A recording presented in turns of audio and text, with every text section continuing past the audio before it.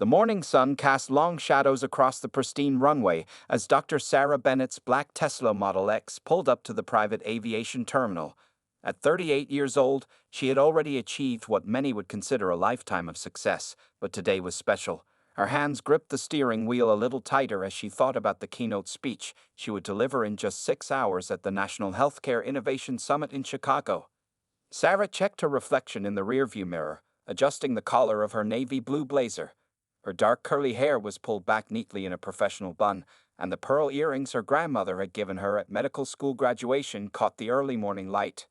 10 years ago, she would have never imagined herself here, about to board a private jet.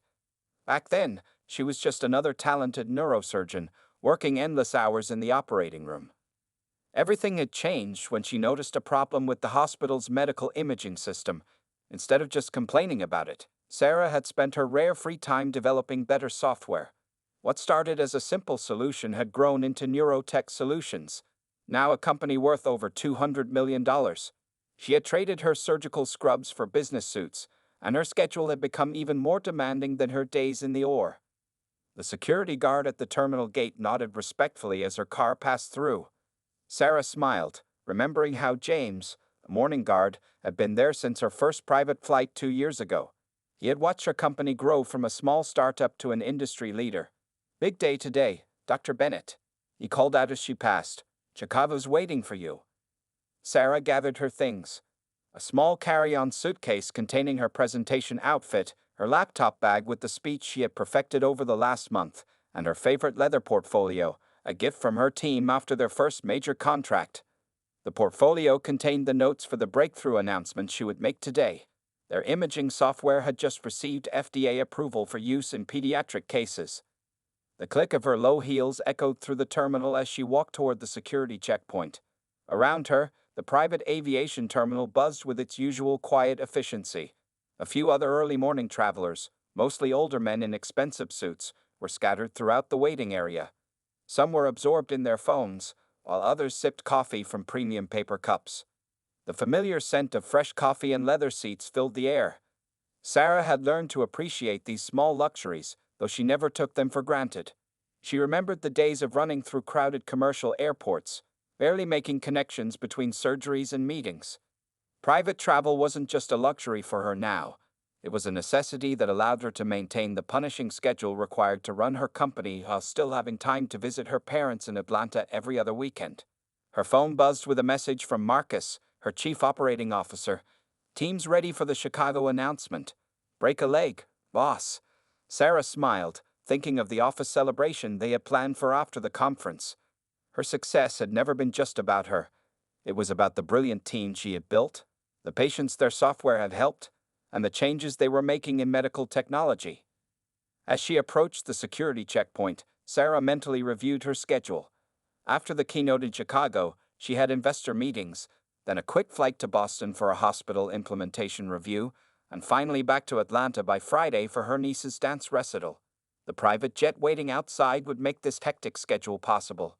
What Sarah didn't know as she walked toward the security checkpoint was that the next few minutes would change not just her day, but the entire private aviation industry. The regular security officer was out sick, and his replacement, Michael Wheeler, was about to make a decision that would set off a chain of events no one could have predicted.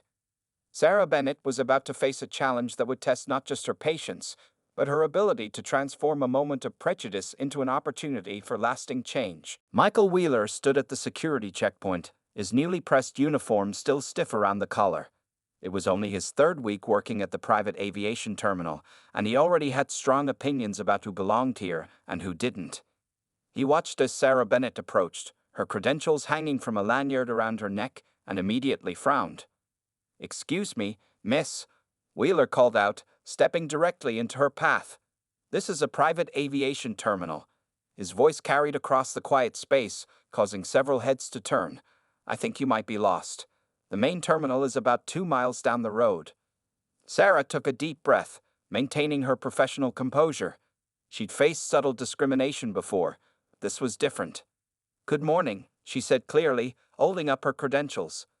"I'm Dr. Sarah Bennett, CEO of Neurotech Solutions. I have a scheduled flight this morning." Wheeler barely glanced at her credentials. Right, he said, his tone dripping with skepticism. And I'm the President of the United States. A few nervous laughs came from nearby, quickly silenced by the tension in the air. Do you have any idea how expensive private flights are? Sarah's hand tightened slightly on her leather portfolio, but her voice remained steady. Yes, I do. My company pays for them regularly. Would you like to see my flight documentation? She reached for her phone to pull up the flight details. Look, Wheeler said, crossing his arms. I've worked in security for 20 years.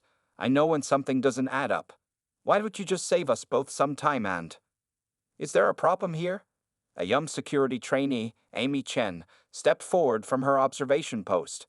She had been watching the interaction with growing concern, her hands fidgeting with her badge. Stay out of this, trainee, Wheeler snapped. I'm handling it. He turned back to Sarah. Maybe you're confused. Are you perhaps the assistant to someone flying today?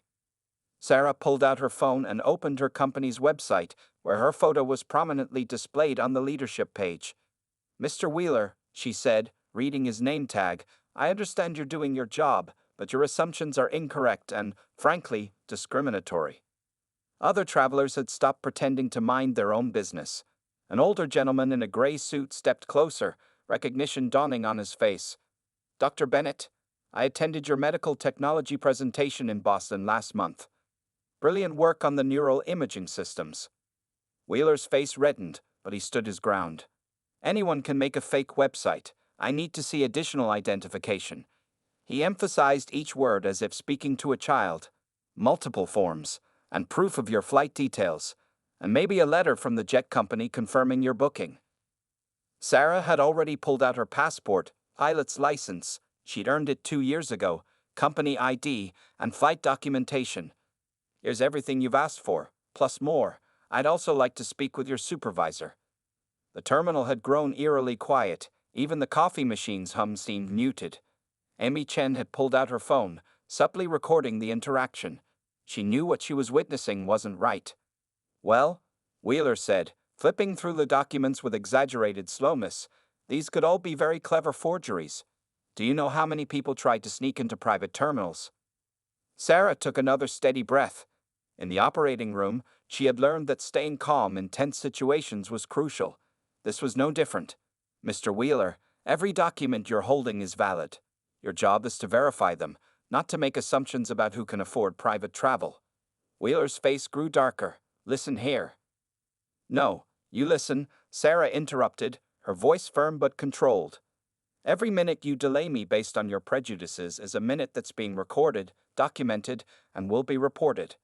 I'm happy to stand here all day if necessary, but I suggest you do your actual job and verify my credentials properly.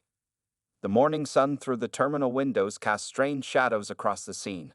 Wheeler's rigid stance, Sarah's composed determination, Amy's concerned expression, and the ring of onlookers who had become unwitting witnesses to this display of discrimination.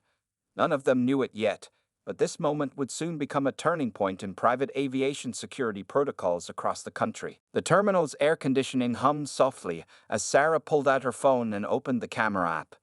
Mr. Wheeler, she said calmly, I'm going to record our interaction from this point forward. Her surgeon's hands were steady as she held the phone, just as they had been during countless delicate operations. Wheeler's face twisted into a scowl. Recording isn't allowed in secure areas, he said, taking a step toward her.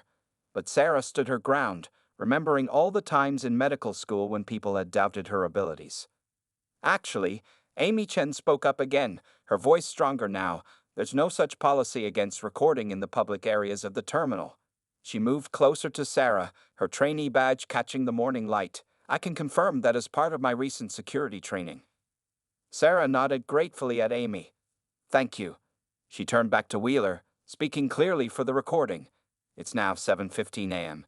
I provided my passport, pilot's license, company ID, and flight documentation. Mr. Wheeler has refused to process them properly and has made several discriminatory comments. Other travelers had formed a loose circle around the scene. Among them was David Martinez, a regular at the terminal who recognized Sarah from previous flights. He stepped forward, addressing Wheeler. I've seen Dr. Bennett here at least a dozen times. She's a frequent flyer. Wheeler's face reddened further. "Stay out of this, sir. This is a security matter." He turned back to Sarah, his voice dripping with fake politeness. "Anyone can have fancy ID cards made these days. How do I know you're really a doctor?" Sarah opened her laptop bag and pulled out a medical journal. Her face was on the cover, next to the headline, "Neurotech Solutions Revolutionizes Brain Surgery Imaging." She placed it on the counter next to her other documents. "That's an interesting prop." Wheeler sneered, but his voice had lost some of its confidence. Behind him, Amy was typing something into her phone, her young face set with determination. Sarah kept her phone steady, recording everything. "Mr. Wheeler, I'd like you to state clearly why you're refusing to verify my credentials. Is there something specific about them that seems incorrect, or are you basing your suspicion on other factors?" The question hung in the air like a surgeon's scalpel, precise and sharp. Several onlookers nodded in approval at her tactical approach. Wheeler shifted uncomfortably, aware that his next words could be crucial. Just then, Sarah's phone buzzed with a text message. It was from Marcus, her COO. "Everything okay? Flight crew called. They're waiting." She checked the time, 7:25 a.m. Her keynote speech in Chicago was scheduled for 2 p.m. "I have a flight crew and medical conference waiting," Sarah said, her voice remaining professional but firm. "Every minute you delay me here costs my company money and could impact patient care. I'm going to call terminal management now, but I want to give you one more chance to process my credentials properly." Emmy stepped forward again. "I can verify the credentials, sir. I completed the document verification training last week." Her offer hung in the air like a lifeline, but Wheeler ignored it. Instead, he pushed Sarah's documents back across the counter. "I'm going to need to speak with my supervisor before letting you through. You can wait over there."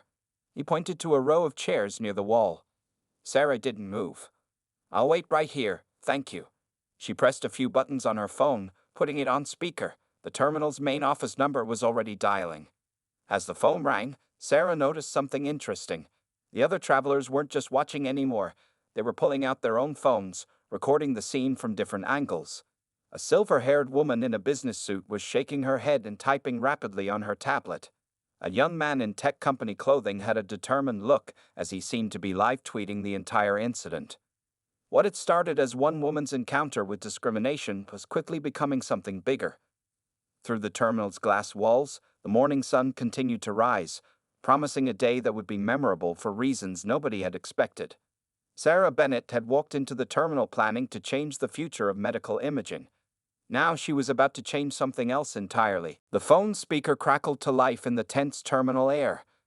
"This is Robert Anderson, Terminal Operations Manager," a deep voice announced. The silver-haired man's voice carried authority even through the phone's small speaker. "Mr. Anderson," Sarah spoke clearly, maintaining her composure. "This is Dr. Sarah Bennett of Neurotech Solutions. I'm at your security checkpoint with an urgent situation." She could feel Wheeler shifting uncomfortably beside her as she continued. "I've been detained here for 20 minutes despite providing complete documentation for my scheduled flight." There was a brief pause before Anderson responded. "Dr. Bennett, I know you well. You fly with us twice a week." His voice sharpened. "What seems to be the problem?" Before Sarah could respond, the terminal's glass doors swished open. Robert Anderson himself strode in, phone still to his ear, his face concerned. He was a tall man in his 50s, dressed in a crisp dark suit, and he'd been managing the terminal for over 15 years. "I apologize for coming down personally," Anderson said, ending the call as he approached. "But when I saw who was being held up, I knew something wasn't right." He looked around at the gathered crowd, the recording phones, and Wheeler's red face. "Michael, what's going on here?" Wheeler straightened his uniform. "Sir, I was just following proper security protocols. The documentation needed extra verification and—" "Extra verification?" Anderson interrupted, picking up Sarah's credentials from the counter. "I've personally verified Dr. Bennett's credentials dozens of times. She's one of our most frequent flyers." He turned to Sarah. "Doctor, I deeply apologize for this incident. Please, let me escort you to your aircraft personally." But Sarah didn't move. Instead, she turned to face both Anderson and Wheeler. "Mr. Anderson, thank you for coming so quickly. However, I think we need to discuss something more important than my delayed flight. Amy Chen, the young trainee, stepped forward. Sir, she addressed Anderson, I recorded the entire interaction. The way Mr. Wheeler treated Dr. Bennett. She paused, gathering courage. It wasn't right, and it wasn't about security protocols. Anderson's expression grew more serious as he looked at the gathered witnesses. The silver-haired woman in the business suit stepped forward. I'm Margaret Chen, no relation to Amy, she said, holding up her phone. I'm on the board of Civil Aviation Rights, and I just sent our legal team the video of this entire incident. Wheeler's face had lost its redness, replaced by a growing paleness. I was just doing my job, he muttered, but his voice lacked conviction. Sarah raised her hand slightly, drawing everyone's attention. The same steady hand that had performed countless brain surgeries now commanded the room. Mr. Anderson, I don't want Mr. Wheeler fired. A murmur of surprise rippled through the crowd. What I want, she continued, is something more meaningful. I want to talk about implementing a comprehensive anti-bias training program for all security personnel. My company specializes in creating advanced technical solutions, but we also understand the importance of human elements in any system. Anderson nodded slowly, his expression thoughtful. Dr. Bennett, would you be willing to help us develop such a program? Actually, Margaret Chen interrupted. The Civil Aviation Rights Board would be very interested in collaborating on such an initiative. We've been looking for a way to address these exact issues across private aviation. Sarah looked at her watch, 7:45 a.m. Her flight was now seriously delayed, but something more important was taking shape. She turned to Amy Chen, whose brave interruption had helped change the situation's direction. Would you be willing to share your perspective as a trainee? What you did today shows exactly the kind of awareness we need to build. The morning sun now filled the terminal completely, touching everyone in the scene. Sarah with her quiet determination, Anderson with his concerned professionalism, Amy with her growing confidence, Wheeler with his dawning realization, and the crowd of witnesses who had become part of something bigger than a simple security check. Sarah's phone buzzed again, another message about her delayed keynote speech in Chicago. But sometimes, she realized, the most important presentations happen in unexpected places, and the most valuable changes come from difficult moments. By noon that same day, Sarah's morning encounter at the airport had spread across social media like wildfire. She sat in her rescheduled private jet, watching the incident transform from a personal experience into a national conversation. Her phone hadn't stopped buzzing since she finally boarded. Dr. Bennett, her assistant's voice came through the speaker. CNN wants an interview. So does the morning show. And your video has over 2 million views already. The young assistant paused. Oh, and Marcus says your speech in Chicago has been pushed to tomorrow morning. The conference organizers were very understanding. Sarah looked out the plane window at the clouds below. The morning's events played over in her mind. Wheeler's discrimination, Amy's brave intervention, Anderson's quick response, and Margaret Chen's unexpected support. But what caught her attention most was the flood of messages from other people sharing similar stories. Sandra, Sarah spoke to her assistant.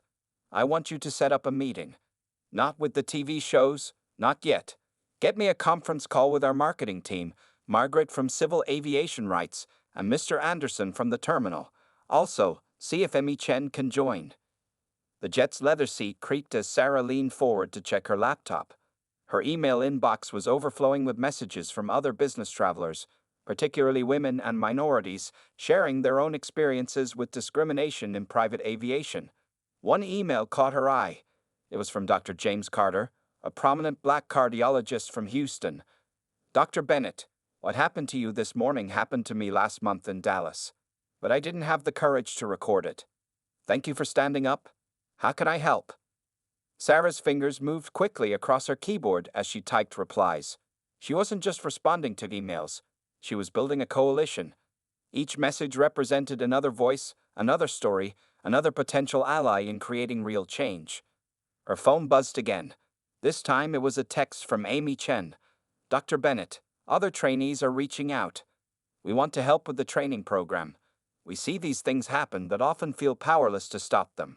The plane hit a small patch of turbulence, making Sarah's coffee cup rattle. It reminded her of how quickly things could get shaken up. and how important it was to stay steady through the chaos. A notification popped up on her laptop. Someone had started a hashtag. Hashtag Change the Narrative. Under it, thousands of people were sharing their own stories of facing discrimination in various spaces they were told they didn't belong in. The morning's incident was becoming a movement. Dr. Bennett, her assistant's voice returned. The terminal's parent company just issued a statement. They're launching a full investigation and want to work with you on new training protocols. And Mr. Wheeler has issued an apology. Sarah opened Wheeler's statement. His words seemed genuine. I was wrong. My actions this morning came from biases I didn't even realize I had. I want to be part of the solution, not the problem. Looking at her watch, Sarah realized only 5 hours had passed since the incident. In that time, what could have been just another story of discrimination had transformed into something potentially revolutionary for the private aviation industry. Her phone lit up with a message from Margaret Chen. Sarah, the Civil Aviation Rights Board is meeting tomorrow. We want to turn this incident into industry-wide change. Private aviation has been an exclusive club for too long. Will you help us open the doors? The jet began its descent into Chicago. Sarah thought about all the surgeries she performed, all the lives she'd helped save through her medical technology. Now she had a chance to heal something else, a system that needed fixing. Sandra, she called to her assistant. Tell the conference organizers I want to make some changes to tomorrow's keynote. The future of medical imaging is still important, but right now, we have a chance to change more than just technology. We can change minds. As the plane descended through the clouds, Sarah began outlining a new presentation. Sometimes the most important speeches weren't the ones you planned, but the ones that life suddenly made necessary. 2 weeks after the incident, Sarah sat at the head of a large conference table in her company's main office. Around her sat an unlikely group of allies.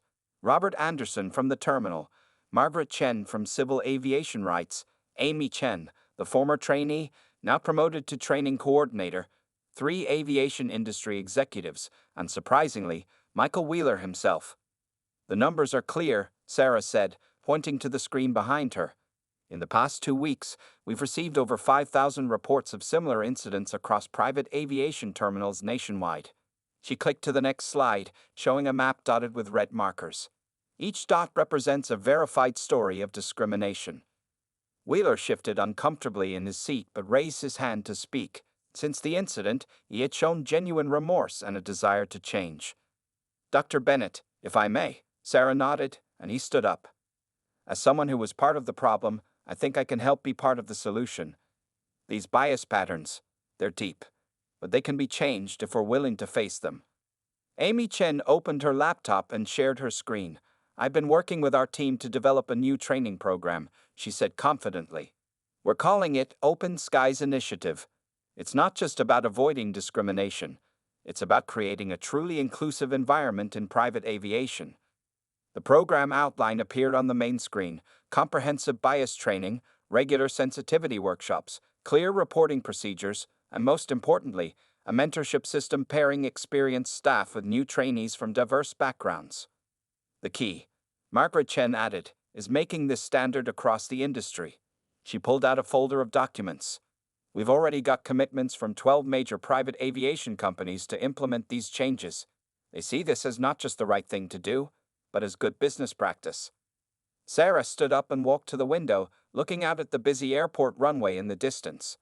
But training isn't enough, she said, turning back to the group.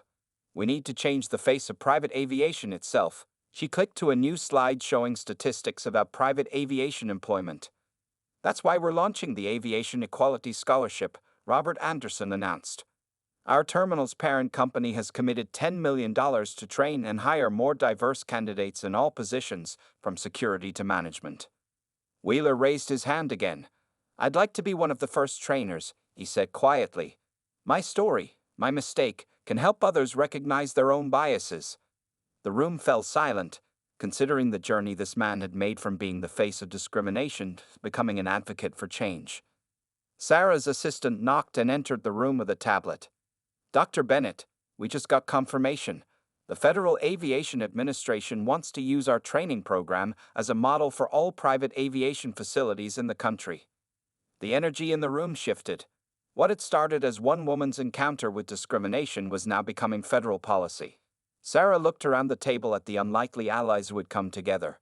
Wheeler learning to confront his biases, Amy Chen finding her voice and leadership potential, industry executives realizing that inclusion was good business.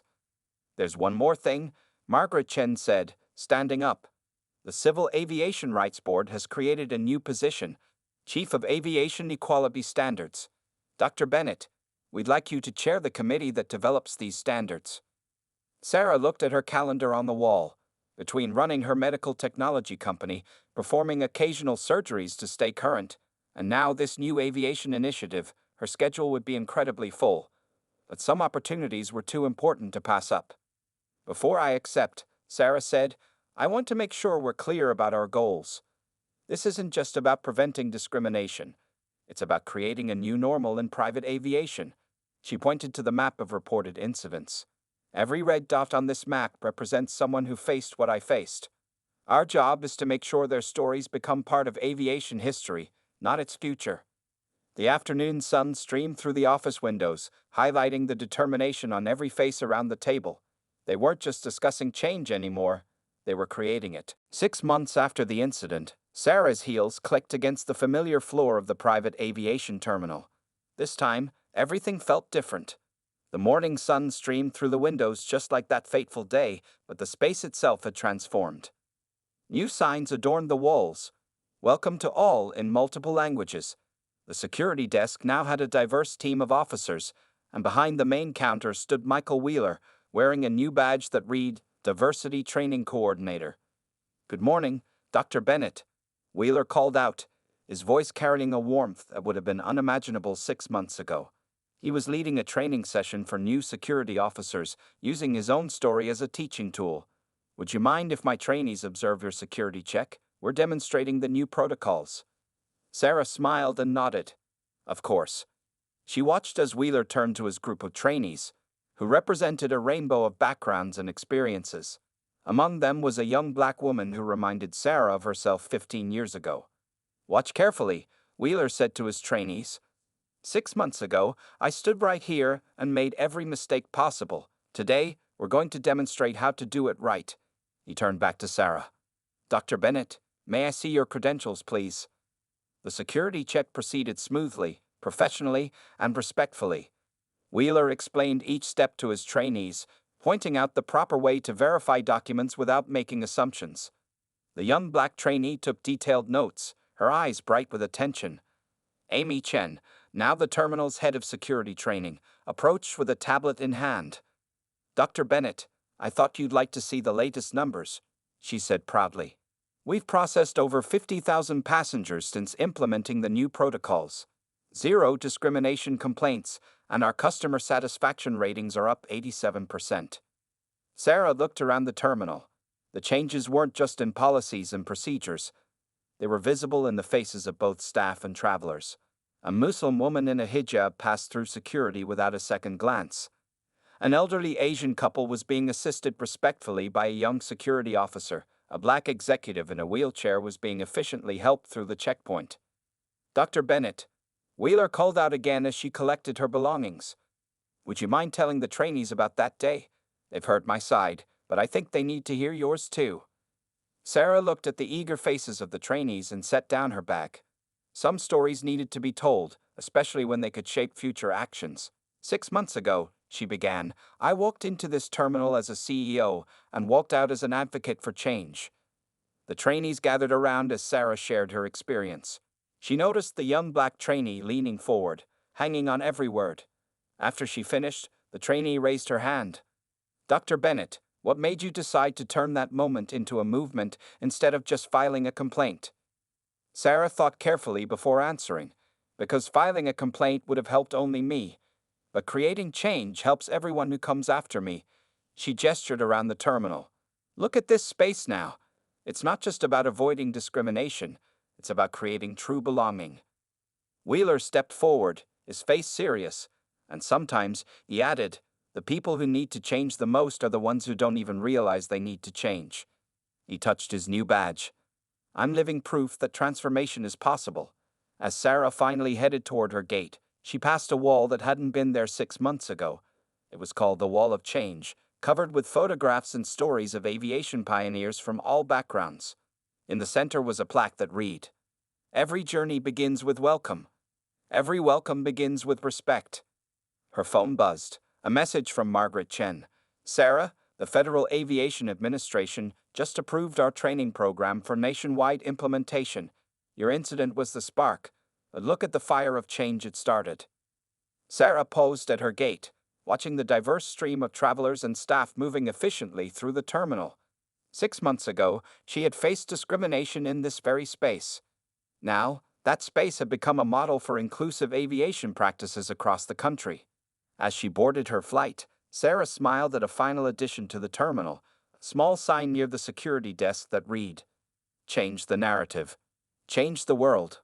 One flight at a time." 1 year after the incident, Sarah stood on a different stage, this time at the National Aviation Security Conference in Washington, D.C. The huge convention center was packed with aviation professionals from across the country.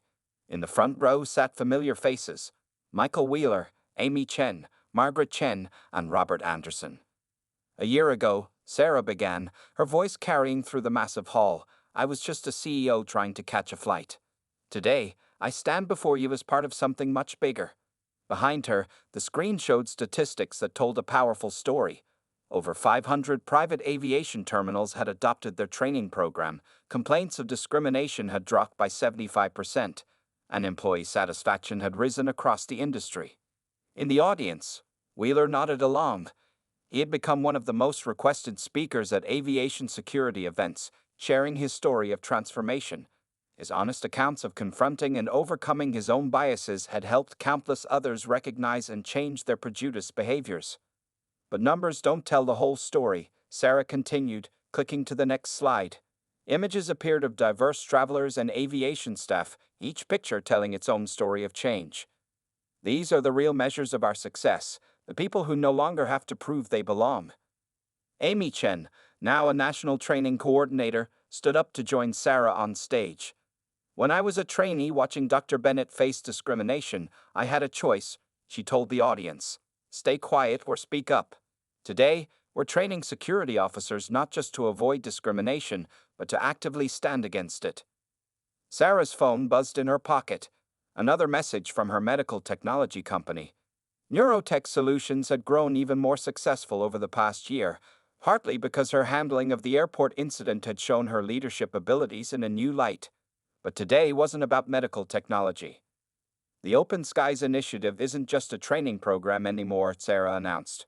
"It's becoming the new standard in aviation security." She gestured to a group of international aviation officials in the audience. "Next month, we begin implementing these protocols in major airports across Europe and Asia."